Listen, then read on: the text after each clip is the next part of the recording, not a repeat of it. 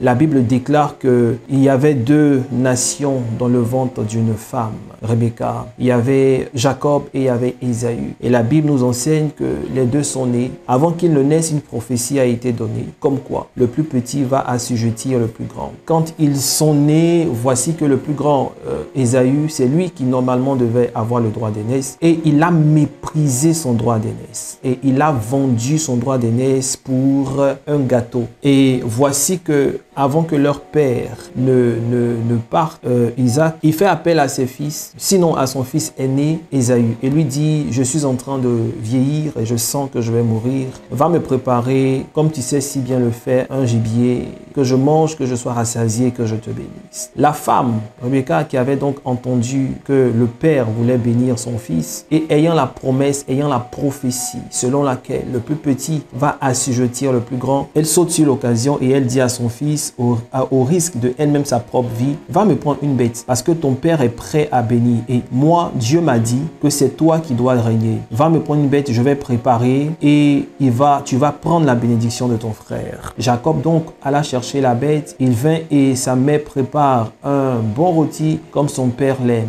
Et voici que le repas est apporté au père. Le père mange et quand il finit de manger, il demande à son fils de s'approcher. Et voici que son père prononce une bénédiction. Il prononce la bénédiction sur Jacob. Amen. Nous allons lire une portion de ce passage. Genèse chapitre 27, nous allons lire à partir du verset 18. Il vint vers son père et dit, mon père. Et Isaac dit, me voici. Qui es-tu mon fils? Jacob répondit à son père, je suis Ésaü, ton fils aîné. J'ai fait ce que tu m'as dit. Lève-toi, je te prie, assieds-toi et mange de mon gibier. Isaac dit à son fils, et quoi? Tu en as déjà trouvé, mon fils? Et Jacob répondit, c'est que l'Éternel ton Dieu l'a fait venir vers moi. Isaac dit à Jacob, approche donc et que je te touche, mon fils, pour savoir si tu es Ésaü ou non. Jacob s'approcha d'Isaac, son père, qui le toucha et dit, la voix est la voix de Jacob, mais les mains sont les mains d'Ésaü.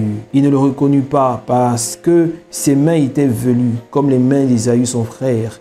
Et il le bénit. Il dit, c'est toi mon fils Ésaü? Et Jacob répondit, c'est moi. Isaac dit, serre-moi et que je mange du gibier, afin que mon âme te bénisse. Jacob le servit et il mangea et lui apporta aussi du vin et il but. Alors Isaac, son père, lui dit, approche donc et baise-moi. Jacob s'approcha et le baisa. Isaac sentit l'odeur de ses vêtements puis le bénit. Voici l'odeur de mon fils est comme l'odeur d'un champ que l'Éternel a béni. J'aimerais ouvrir une parenthèse et demander aux parents de bénir leurs enfants. Chers parents, bénissez vos enfants en prononçant Genèse 27, verset 27, la deuxième partie, lorsqu'il dit « Voici l'odeur de mon fils est comme l'odeur d'un champ que l'Éternel a béni. » Je vous donne ce secret. Bénissez vos enfants en prononçant cette parole. Elle est puissante et chargée d'énergie terrible. Lorsque vous appelez vos enfants les matins, que vous les bénissez par exemple avec l'huile chancelle, en plus des paroles qui sont écrites là-dessus, prononcez cela. Dites que l'odeur de votre enfant, vous dites son nom, est comme l'odeur d'un champ que l'Éternel a béni. Et vous continuez. Que Dieu te donne de la rosée du ciel et de la graisse de la terre, du blé et du vin en abondance. Que les peuples te soient soumis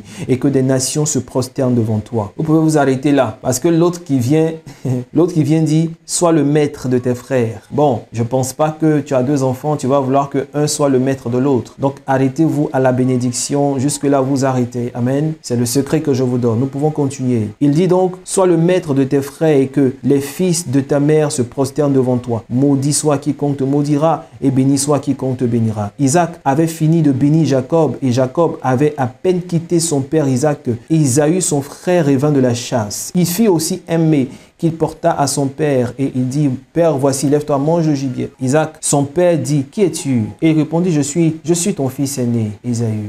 Vous savez, Ésaü a méprisé son droit d'aînesse. En fait, Ésaü ne savait pas qu'il était en train de mépriser son droit d'aînesse parce que lorsque son frère lui dit, vends-moi ton droit d'aînesse, Ésaü dit, qu'est-ce que c'est que le droit d'aînesse? Prends si tu veux. Vous savez pourquoi? Parce que il était convaincu, sûr et certain que son père l'aimait et que son père savait que c'était lui l'aîné. Et même d'ailleurs, quelque part en haut, si vous lisez toute l'histoire, vous verrez que la Bible même dit que Isaac aimait Ésaü parce qu'il lui apportait à manger. Cet amour du père matérialiste, excusez-moi de le dire, a fermé les yeux à Ésaü. Vous voyez que lorsque Ésaü vient parler à son père, Isaac, il lui dit « Je suis Ésaü, ton aîné ». Ça veut dire qu'il s'est dit que dire de sa bouche « Prends mon droit d'aînesse à son frère », ce n'était rien. J'aimerais marquer encore une pause et dire « Faites attention à ce que vous dites parce que en parlant trop, vous risquez de vendre vos bénédictions à autrui. Vous risquez de vendre même vos projets. » Vous voyez, il y a des personnes qui ont des projets et qui s'adressent à la mauvaise personne. Et leurs projets sont volés. Faites attention lorsque vous parlez. Sachez à qui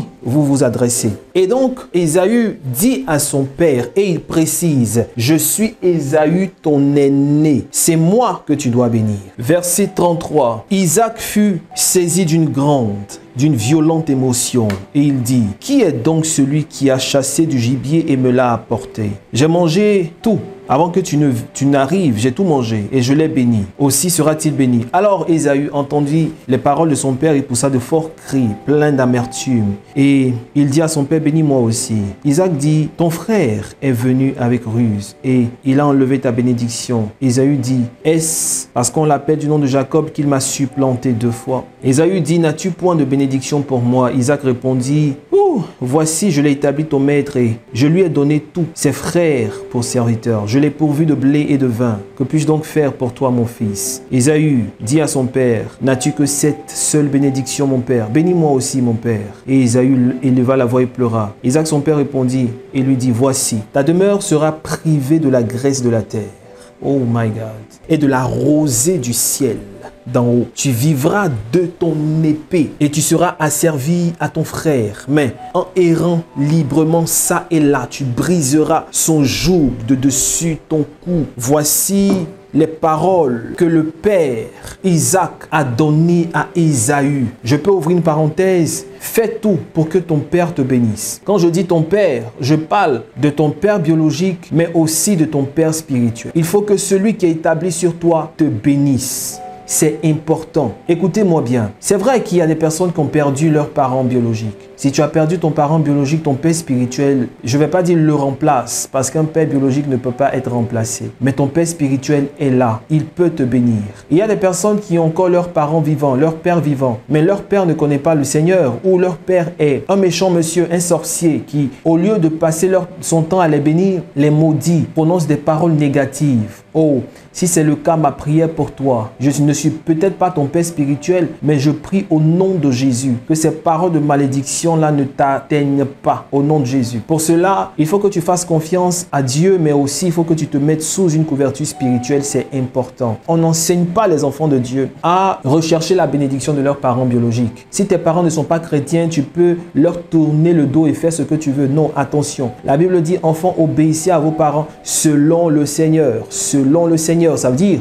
que s'ils disent des choses qui ne sont pas selon le Seigneur, ce n'est pas que tu vas les rejeter, mais avec stratégie, tu dois les amener que toi, tu suis la voie du Seigneur. Amen. Il faut qu'on le dise. Je parle de ces personnes-là qui ont une fâcheuse manière de repousser leurs parents, de les négliger sous prétexte que le père spirituel est important. Non, non, non, non, non, non, non. Le père spirituel n'est pas plus important que le père biologique. Le père spirituel est important pour notre croissance spirituelle et aussi pour nous empêcher d'être sous l'abri de la malédiction. Parce que tes pères et tes parents biologiques peuvent te maudire. C'est ton père spirituel qui va amortir et annuler. Vous comprenez ce que je suis en train de dire? Vous devez respecter vos parents. Voici que Ésaü n'a pas la bénédiction de l'aîné. Il ne dit pas, bon, comme mon père a déjà béni mon frère, je vais me retourner. Non, il a insisté pour avoir une bénédiction. C'est très important que votre parent ouvre sa bouche pour vous dire, tu es béni. C'est hyper important. C'est hyper important. Vous devez le rechercher. Et voici que Ésaü cherche que son père prononce une parole. Son père prononce la parole et son père lui dit, la dernière phrase qui m'intéresse, tu briseras son joug de dessus ton cou. Quel joug? Quel était le joug que Jacob a mis sur le cou d'Ésaü? C'était le joug de le faire rétrograder. Ésaü était l'aîné. Jacob a réussi à prendre le contrôle, à prendre le devoir devant. Son père lui dit, écoute-moi bien, il est déjà ton maître, mais en errant librement ça et là. La version française courante dit, mais tu te libéreras, tu arracheras le joug qu'il t'aura imposé et tu le rejetteras de ton cou. Oui, j'ai fait de ton frère ton maître et le maître de tes enfants. Mais écoute-moi bien, je suis en train de te donner une autre onction, je suis en train de te donner une autre force. Cette force que je te donne, tu vas te libérer au temps convenu et tu vas arracher le joug. Tu vas le rejeter de ton cou. Ça veut dire que quelque part, tu vas réussir à reprendre ce qu'il t'a pris. Et c'est ce qui s'est passé, ou du moins c'est ce qui a failli se passer. La Bible nous enseigne dans le livre de Genèse 27 que Jacob part chez Laban, il réussit sa vie, il devient riche. Et voici qu'un jour, lorsqu'il sortait de chez Laban, il avait fini son contrat, il a croisé des anges. Et sur la route, il les a croisés et après, il a donné une commission. Il dit à ses serviteurs, allez-y, parce que mon frère est en train de venir vers moi. Allez-y lui dire que j'ai des biens pour lui. Comment est-ce qu'il a su que son frère venait vers lui? C'était les anges qu'il avait croisés qui lui ont donné l'information. Jacob, sache que le moment est arrivé. Le moment est arrivé que ton frère vienne briser le joug. My God.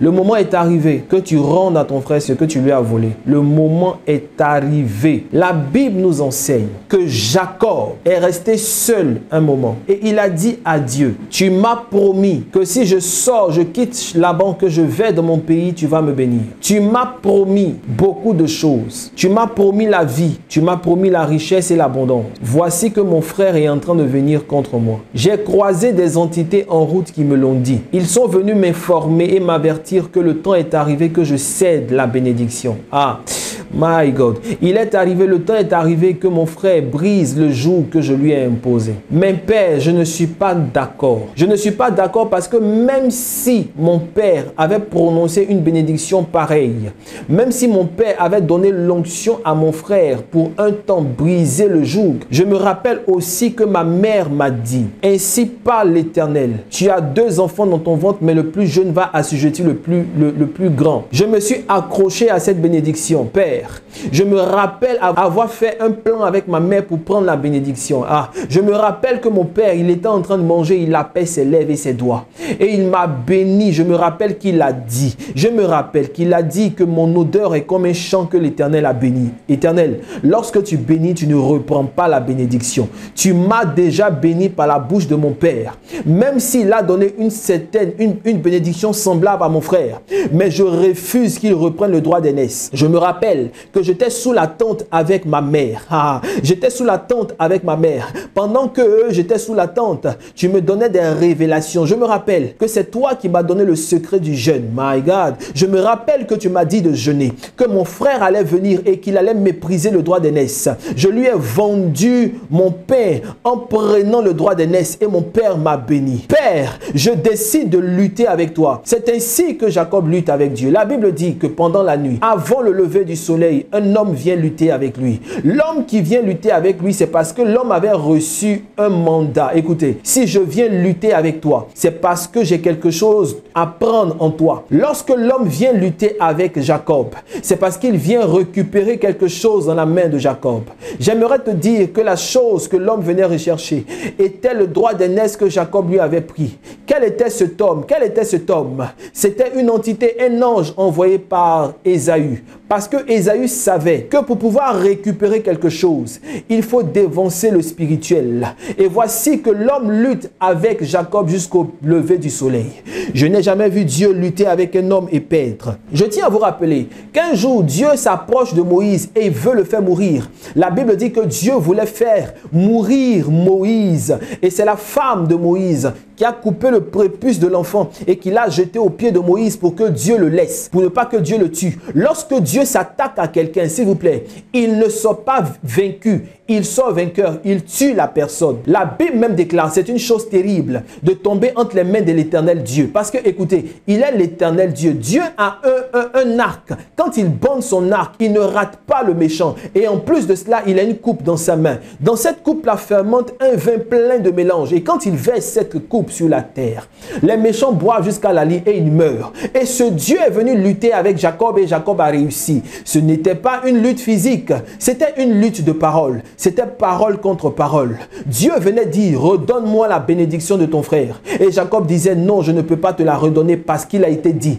Non seulement tu as dit à ma mère, mais lorsque vous lisez le passage, Jacob, qui n'a même pas connu son grand-père, parle des prophéties que Dieu a données à son grand-père. Jacob dit, tu as dit à mon grand-père Abraham, tu as dit à Abraham que tu lui donneras une postérité. Alors, je crois que cette parole est aussi pour moi. Dieu n'avait jamais dit ça à Jacob. Dieu avait dit ça à son grand-père Abraham. Ésaü est resté seulement concentré sur la bénédiction qu'il a reçue de son père. Alors que Jacob a transcendé. Jacob est allé encore plus haut. Parce que Jacob a parlé de lui, sa bénédiction. Il a parlé de la bénédiction de son père Isaac. Et il a parlé de la bénédiction de son grand-père Abraham. Toi, tu parles seulement de la bénédiction que Dieu t'a promis, de la promesse qu'il t'a faite. Mais tu n'as pas de père. Parce que même si tu as un père, tu ne connais pas l'alliance de ton père. Donc tu te limites seulement à ce que Dieu t'a dit. Jacob ne s'est pas limité à ce que Dieu a dit. Mais il s'est limité à ce que Dieu a dit à son père. Et il s'est limité à ce que Dieu a dit à son grand-père. Tu veux que je te donne la preuve? Allons-y dans la parole de Dieu. Chapitre 32 de Genèse. Les messagers revinrent auprès de Jacob en disant, nous sommes allés vers ton frère, il marche à ta rencontre avec 400 hommes. Pourquoi 400 hommes? Pourquoi pas 300 hommes? Mais pourquoi 400 hommes? Oui, pourquoi 400 hommes? 400 hommes parce que 4 est le chiffre de l'équilibre. Ésaü venait prendre de tout. Ésaü venait détruire l'équilibre de Jacob. Regardez ce que Jacob dit. Au verset 9, Jacob dit,